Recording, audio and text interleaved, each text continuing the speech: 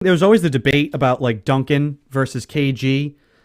People pointed to Duncan like winning, more titles. I'd say KG kind of did that to himself. He opted to gut it out in Minnesota way longer than he even himself has admitted he should have. He always says his biggest regret is not coming to Boston sooner. Yeah. His word.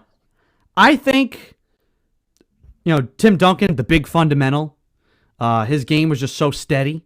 Yeah. And you don't have as many of those post guys anymore. What Duncan's game was can be more replicated.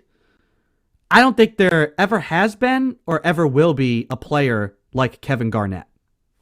It's just such a rare breed of I agree with that, yeah. the height, the strength, the ability to handle the ball. I mean, early on in his career, it's still later in his career too, but he's taking guys off the dribble. If for that time, late 90s, early 2000s, now we have guys like Kevin Durant, but Kevin Durant is not the offense or the defensive monster that Garnett was either. He's doing it at both ends of the floor.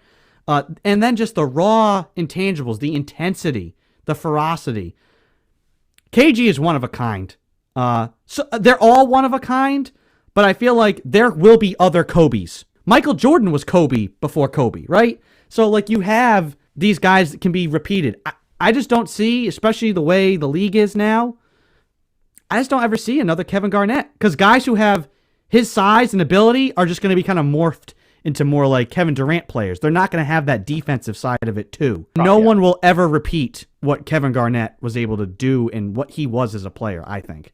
You just talk about not only his leadership, but just the guys, will every night. You don't see much of that anymore. That guys give it 110%, 82 games a season, or whatever amount of games you're out there for. Garnett was one of those guys that cared every night.